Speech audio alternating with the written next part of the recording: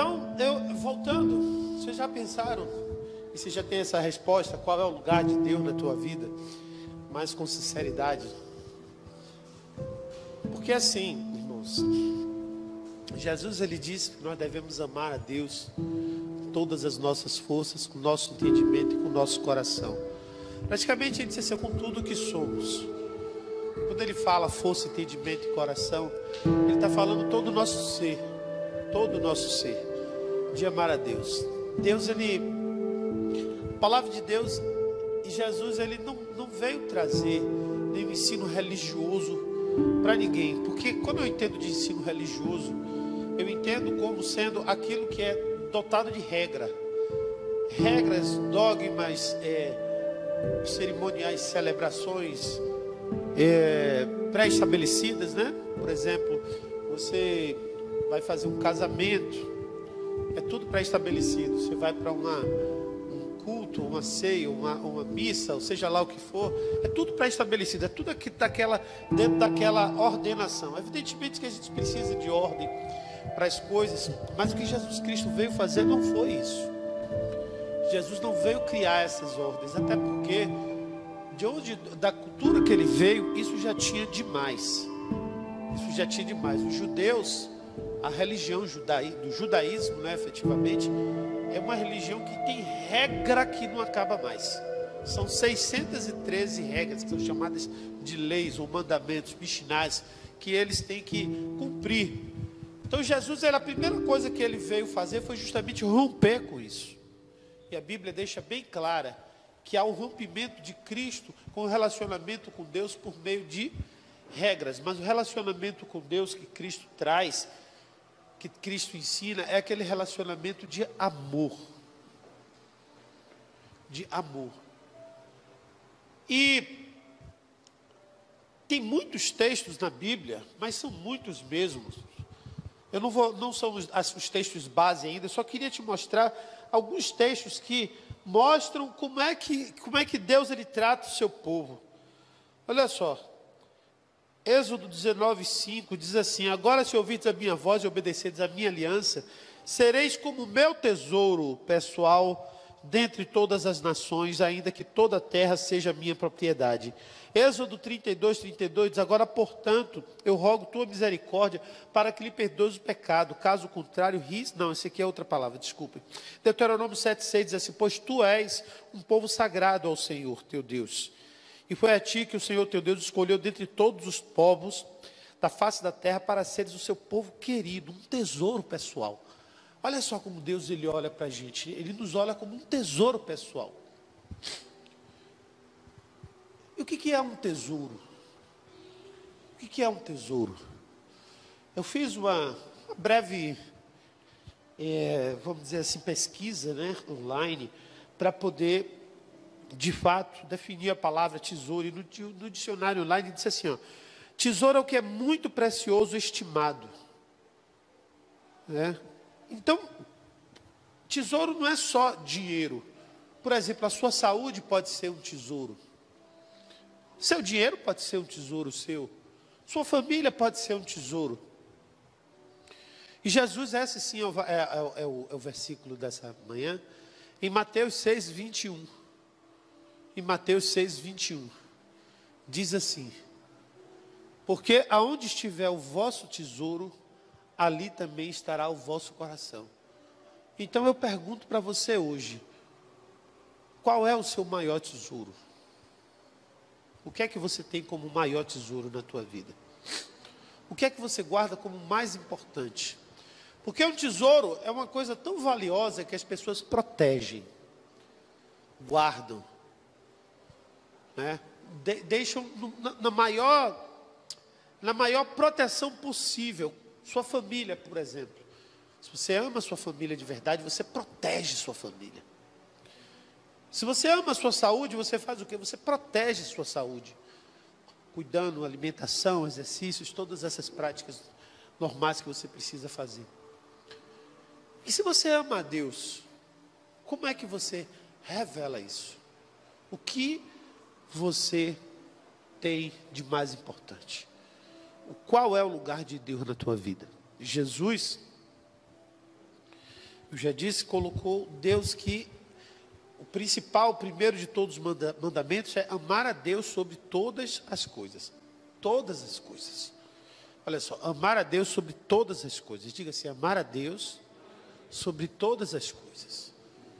Então essa foi logo a primeira frase quando ele foi perguntado. Tem uma frase que está no Êxodo 20, que é uma frase que os judeus chamam de Shema Israel. Shema significa ouça. O livro do Êxodo em hebraico significa Shemô, que significa ouvir, ouça. Shema Israel, o Senhor teu Deus é o teu único Deus. Eles andam com essa palavra nos filactérios, na mezuzá. Mezuzá é uma coisinha que eles colocam na porta, onde tem ali um texto, da mezuzá, para que eles sempre se lembrem do Senhor. Jesus, ele quando recebe essa pergunta, ele recebe de um escriba. E ele fala para o escriba, amar a Deus sobre todas as coisas. Amar a Deus sobre todas as coisas. Então Jesus ali, ele explica, ele nos ensina que Deus deve ser o nosso maior tesouro. Deve ser a coisa mais importante para as nossas vidas. Agora, por quê? Por quê? Nós temos vamos dizer assim, uma limitação. Os seres humanos têm uma limitação muito grande, que é a incapacidade de transpor esse mundo. O ser humano, ele consegue até imaginar o outro mundo e até pensar, mas ele só consegue vivenciar experiências desse mundo. E por isso ele tende a valorizar mais as coisas desse mundo do que do mundo vindouro, vamos dizer assim, o Olamabá, né? Por quê? Porque a gente não pode ver, a gente não consegue ver, a gente não consegue tocar. Então a gente começa a valorizar mais e fazer dos tesouros das nossas vidas aquilo que a gente pode ver e tocar. Então muitos amam demais o dinheiro, outros amam demais até a própria família, outros amam demais o seu trabalho, outros amam demais as suas posses, os seus bens, e esquecem da origem de tudo isso. Em Gênesis capítulo 22, há um texto muito forte que nos leva a refletir, que nos leva a uma meditação sobre a importância do que Deus nos deu e a importância do próprio Deus. Versículo 21, primeiro diz assim: aconteceu depois dessas coisas, que provou Deus a Abraão e disse-lhe, Abraão, ele disse, eis-me aqui. E disse, toma agora o teu filho, teu único filho, Isaque, a quem amas. Olha só o que tem escrito ali, a quem amas. A quem amas. E vai-te à terra de Moriá e oferece-o ali em holocausto sobre uma das montanhas que eu te direi. Olha só que ordem que Deus acaba de dar para Abraão. Abraão tinha recebido uma promessa do Senhor de ser pai de uma grande nação e que essa promessa se cumpriria em Isaque, seu filho com Sara. Depois que Isaque nasce, e a gente conhece toda a história, a gente sabe dos sofrimentos, das lutas, das dificuldades que Sara, da própria idade que eles tinham, e da situação que Sara e Agar se envolveram. Nasceu Ismael, não tinha promessa sobre Ismael, e então Abraão se dedica a preparar Isaque para ser esse gerador da promessa de Deus. Quando Isaque chega a uma determinada idade, Deus aí chega para ele, agora, essa bênção que eu te dei, eu quero de volta. É o que Deus estava dizendo ali para ele. Você me ama? Você pega o teu filho que você ama. Ele nem perguntou para Abraão se Abraão amava. Pega o teu filho que você ama e oferece em sacrifício a mim, em holocausto. Você sabe o que é holocausto? A gente sabe que é holocausto, que a gente fala somente da Segunda Guerra Mundial, do holocausto. Mas você sabe por que era chamado de holocausto? Era chamado de holocausto porque os judeus eram colocados em câmaras e eram queimados vivos. Eles eram incinerados vivos. Holocausto é isso, é queima. Então ali ele está dizendo para fazer aquilo com o filho dele. Montar um altar, colocar os gravetos, colocar a lenha, né? E tocar fogo. E tocar fogo. O interessante desse texto, versículo 3, é que não há nenhum tipo de resistência de Abraão. Observe. Então se levantou Abraão pela madrugada, abaldoou seu jumento e tomou consigo 2 de seus moços e Isaque, seu filho. Cortou a lenha para o holocausto, para tocar fogo, e levantou-se e foi ao lugar que Deus lhe dissera. A Bíblia não revela nenhum tipo de resistência de Abraão. A pergunta é: Abraão não amava seu filho, então, por conta disso? Claro que amava, foi Deus que disse que ele amava o filho. Diga assim, foi Deus que disse. Deus não mente. Deus não mente.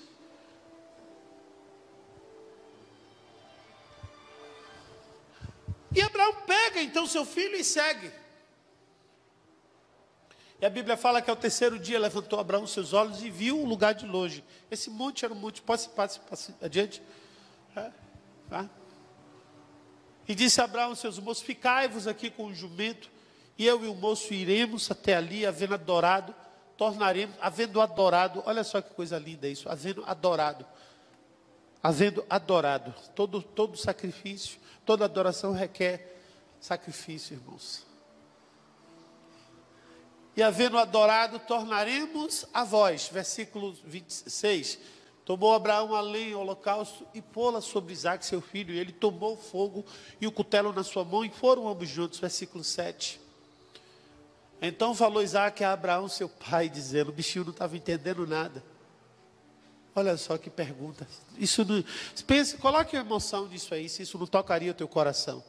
Meu pai, ele disse, eis-me aqui, meu filho. Olha como ele fala, meu filho. Ele não está falando Isaque, ele está falando meu filho. Quando eu chamo um de vocês de meu filho, eu quero que você entenda que há um sentimento nisso. Quando a gente quer repreender, a gente chama pelo nome, né?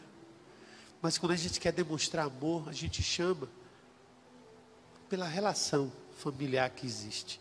Vem cá, meu filho. Eu estou dizendo assim, vem cá, extensão de mim. Vem cá, pedaço de mim. Vem aqui, parte de mim.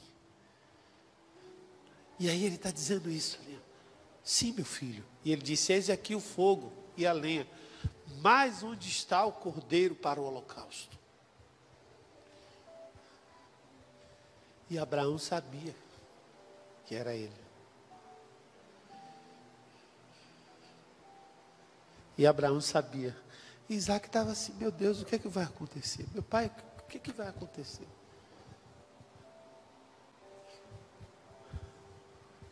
Aí Abraão diz assim, disse Abraão, Deus, diga assim, Deus proverá.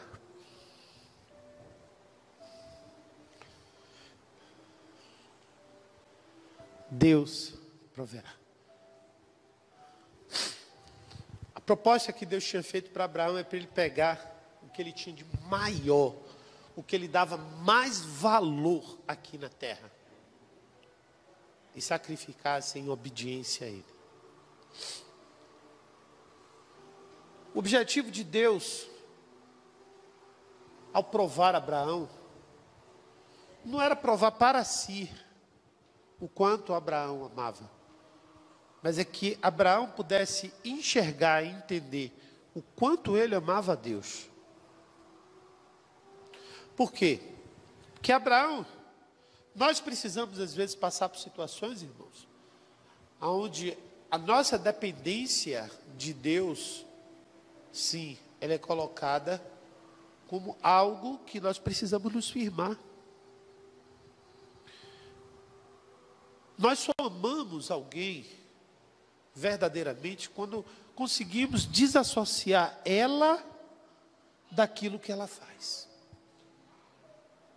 Você ia amar alguém que matou o seu filho, ou que estava pedindo para matar o seu filho?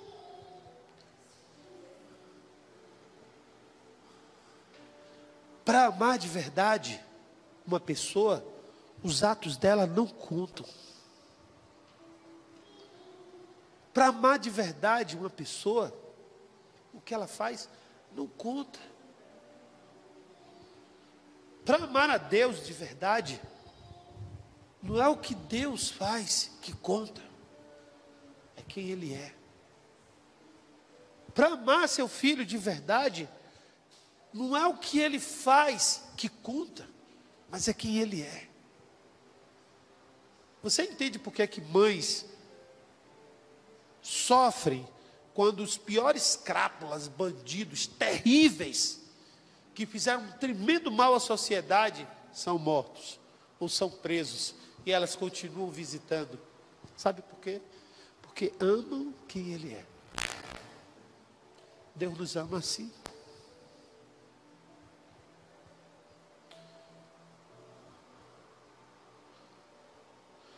E para Abraão mostrou que é amar a Deus, independentemente daquilo que ele faz. Sabe por quê? Porque o valor verdadeiro que Deus tinha para Abraão era nele, e não nas coisas que ele deu, não nas coisas que ele fazia. Jesus ensina isso muitas vezes. Quando Deus diz que amou o mundo de tal maneira que entregou o seu Filho unigênito, para que todo aquele que dele cresce tivesse vida eterna, não perecesse, mas tivesse vida eterna, ele estava mostrando isso. Por que Deus precisava fazer isso, irmãos?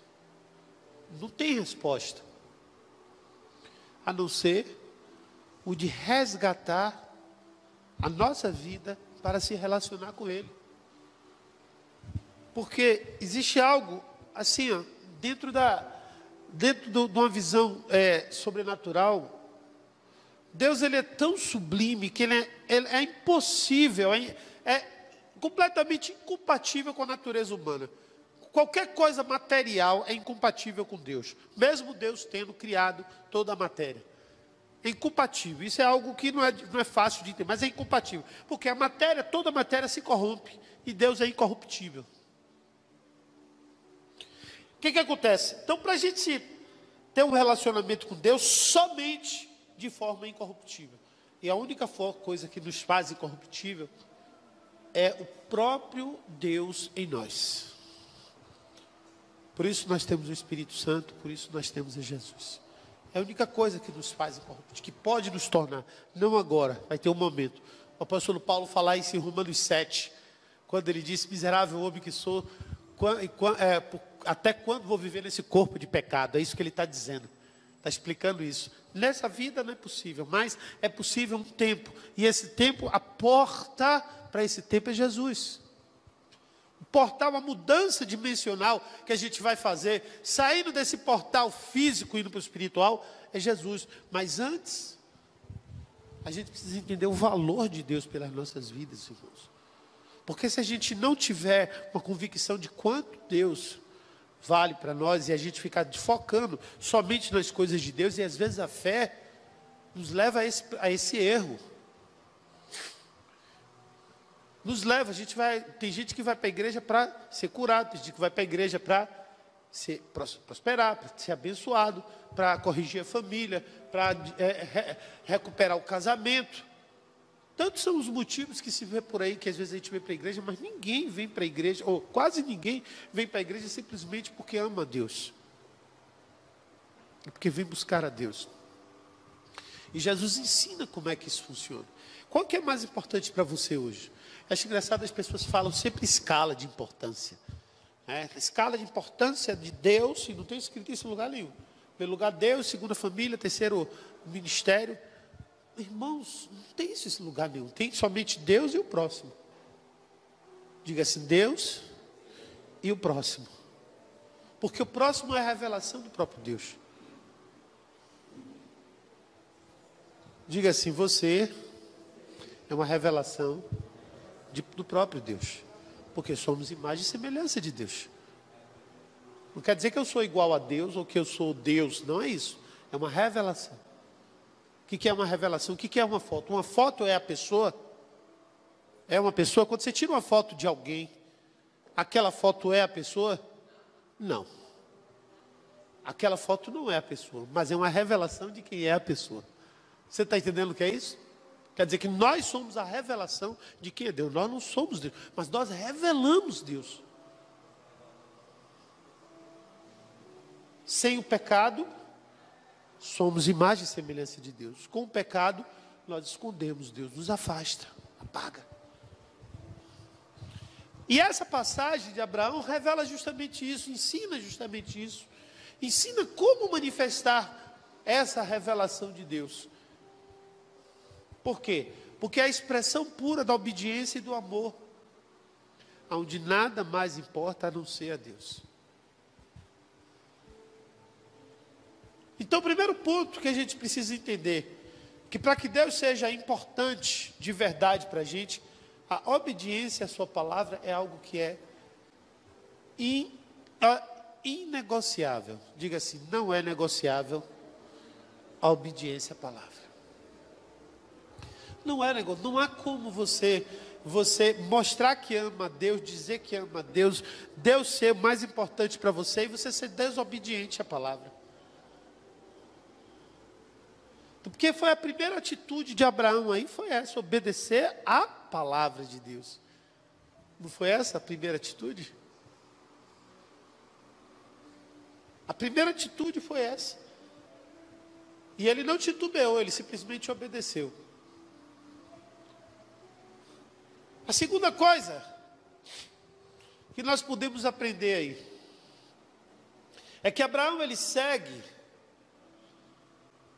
em obediência à palavra e tem um momento em que ele é confrontado com a realidade. Ele é confrontado com a realidade.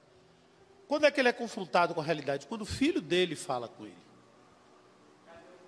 Quando o filho dele falou com ele e disse assim: meu pai, eu estou vendo aqui a lenha, eu estou vendo aqui o altar, estou vendo o cutelo é uma faca, né? Mas onde está o cordeiro? Aonde está quem vai morrer aí em cima? Aonde está o sacrifício?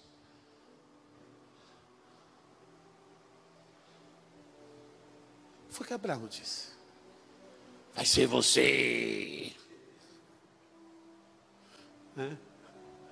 Não, ele disse assim: Deus proverá, Jeová Jiré. Sabe que aí vai ensinar outra coisa importante para a gente. Preste atenção, irmãos. A palavra proverá significa provisão. Provisão. Ou vem de, na verdade é uma contração, né, da palavra provisão. É a palavra provisão contraída. Do verbo prover. O verbo prover. Observe que esse verbo prover, ele é uma palavra combinada, complexa de ver. A palavra provisão é uma palavra complexa de visão. Provisão, prover. Tudo que a gente entende por prover ou por provisão é quando a gente já vê provido. O que é provisão? Que a gente pensa. Provisão é sustento, né? Provisão é comida na despensa, né? É recurso para poder pagar as contas. Isso é provisão, é isso que a gente entende por provisão. Não é isso mesmo? A gente pensa em provisão é o quê? Terminei meu orçamento, fiz as contas, eu devo R$5.000, meu salário é 5.500. Beleza, deu certo. Glória a Deus. Então estou provisionado, não falta nada. Sobra ainda 500 que eu vou botar na poupança. Vamos dizer assim, provisão, a ideia que a gente tem de provisão é essa. Certo? Mas se você pegar extrair a palavra para o seu significado mais profundo e o que gerou a palavra, a gente vai ver que tem o V e o pró. Então é uma visão a favor. Pró é a favor, não é verdade? E visão é uma visão, é vendo. Então quando ele diz Deus proverá, ele diz assim, Deus é a nosso favor. Deus proverá, Deus está conosco. Deus proverá, Deus é por nós. Meu pai, e aí, como é que vai ser? Deus é conosco. Deus vai cuidar. Deus vai dar um jeito. Deus está do nosso lado. Está entendendo isso?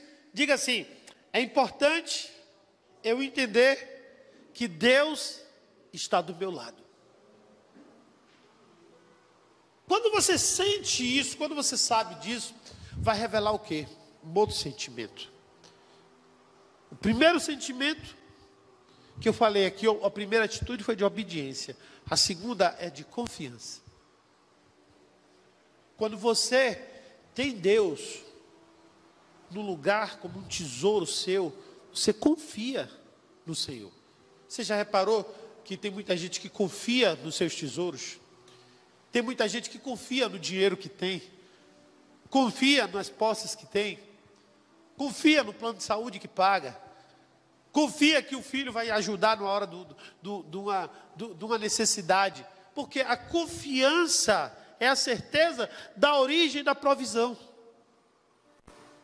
ou seja, da origem da visão a seu favor. Então quando você confia, você espera nele. Salmo 27, Salmo 20, versículo 7. Olha o que diz. Uns confiam em carros e outros em cavalos, mas nós faremos menção ao nome do Senhor. Isso é o salmista Davi. Esse salmo, ele está falando de uma batalha vencida de forma desfavorável, onde ele estava numa situação desfavorável e ele venceu. Quantas são, irmãos, as passagens bíblicas aonde nós lemos que há uma vantagem para o inimigo e o povo de Deus vence? Quantas são? Vamos enumerar algumas, certo? Aqui eu posso enumerar. A primeira que tem na Bíblia, muito clara, é a nação, ou melhor, é aquela batalha onde Abraão levantou 318 homens, e venceu 4 reis. 318 homens e venceu 4 reis. A Bíblia fala também que Josué, com o exército de Israel, venceu 31 reis. 31 reis. Se você for agora para o livro de Juízes, você vai ver que Gideão, com um pequeno exército, botou para correr o exército dos filisteus todo. A Bíblia fala que o tamanho dos valentes de Davi eram somente 600 homens. 600 homens é o que ele tinha de exército. E Davi não há relato de Davi ter perdido nenhuma batalha. Abre aí o Salmo 91. No versículo, é que eu vou te dizer agora o versículo. Salmo 91, no versículo 7. Versículo 7. Olha o que diz o texto, ó. 1000 cairão a teu lado e 10.000 à tua direita, mas tu não será. Isso é provisão. Deus, ele vai prover a força. Deus, ele vai prover a estratégia. Deus vai prover todas as necessidades. Isso é provisão. É visão a seu favor. Olha o que fala Romanos capítulo 8, versículo 31. Bota aí, meu filho. Que diremos, pois, a estas coisas? Se Deus é por nós, quem será contra nós? Você está entendendo, amados? Como é que você tem, então, confiança de que Deus é por ti? Quando você está nele. Quando ele é mais importante do que tudo para você.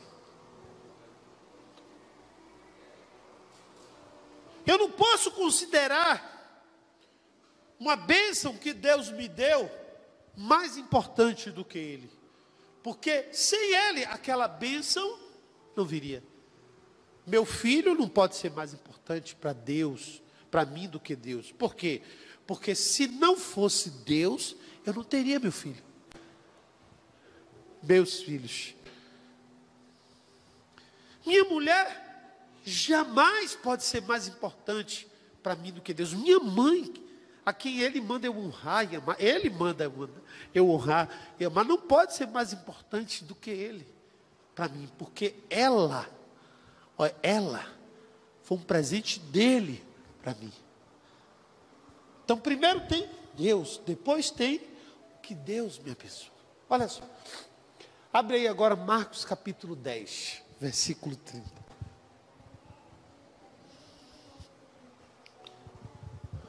(29)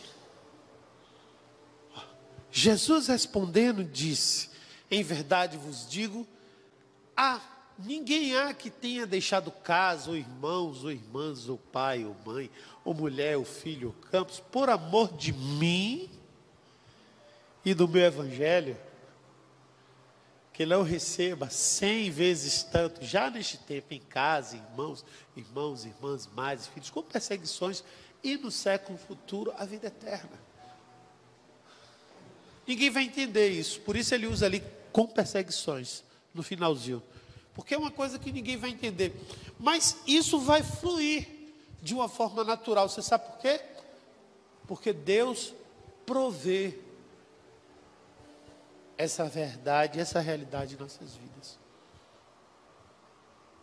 Então a primeira coisa é o que? É a obediência. A segunda coisa é a confiança. Primeira coisa, obediência. Segunda coisa, confiança. Deus passa a ser o nosso tesouro mais importante, quando em primeiro lugar nós obedecemos a Ele. Em segundo lugar, nós confiamos nele. Só que a confiança requer uma atitude, irmãos. E essa atitude está muito, talvez seja a ordem mais difícil de ser dada, ou a atitude mais difícil de ser tomada. Porque essa requer que você abandone. E ninguém gosta de abandonar. Não é nem abandonar, eu diria renunciar. Que você renuncie.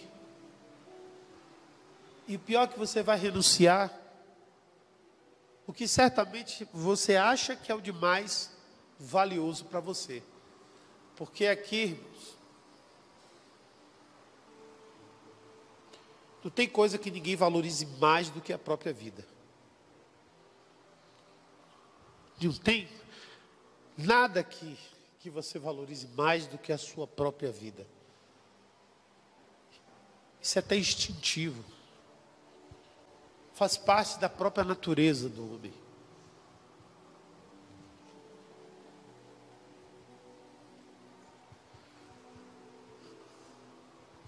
Se Deus dissesse assim: Abraão, se joga daqui em cima lá embaixo, ou você vai ser o crucificado, a gente não sabe qual é a resposta, porque não está na Bíblia.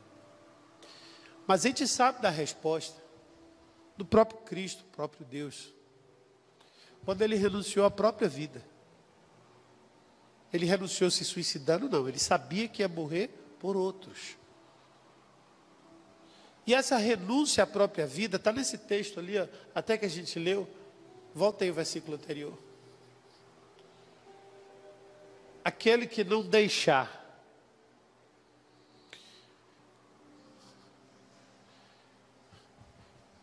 Ele está falando de deixar as pessoas. Mas tem outro texto que ele diz: aquele que quer vir após mim, a si mesmo se negue. A si mesmo se negue. E quando ele fala, tome a sua cruz, cruz é morrer, irmãos. Mas não é morrer, somente morrer. Tem um simbolismo nisso aí? Tem. E esse simbolismo É o mais importante que a gente precisa saber. Por quê? Porque Deus não deu a vida a gente para Ele tirar. Pelo contrário, a proposta, a promessa dele é vida eterna. Então não é morrer nesse sentido. Que morrer é esse? Que cruz é essa? Que o apóstolo Paulo falou, já estou crucificado com Cristo. Que morte é essa então? Que sacrifícios, que entrega é essa? Mateus 16, 25 diz assim, ó.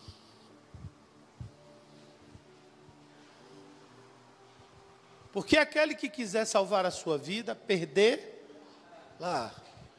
E quem perder a sua vida, por amor de mim, salvar lá. Olha aí. Olha o que ele está falando aí. Que Jesus está falando no livro de Mateus. Que quem quiser salvar a vida, precisa perdê-la. E quem quiser se você quiser guardar a sua vida, você vai perder ela. Porque é por amor dele. Então é o tesouro. Quem é o maior tesouro? É ele. Se ele é o seu maior tesouro, você abre mão da sua vida por ele. Mas qual é essa palavra verdadeiramente que está aí? Essa palavra é algo, irmãos, importantíssimo para nós entendermos. Para a gente, inclusive, entrar a ajustar a nossa vida com Deus.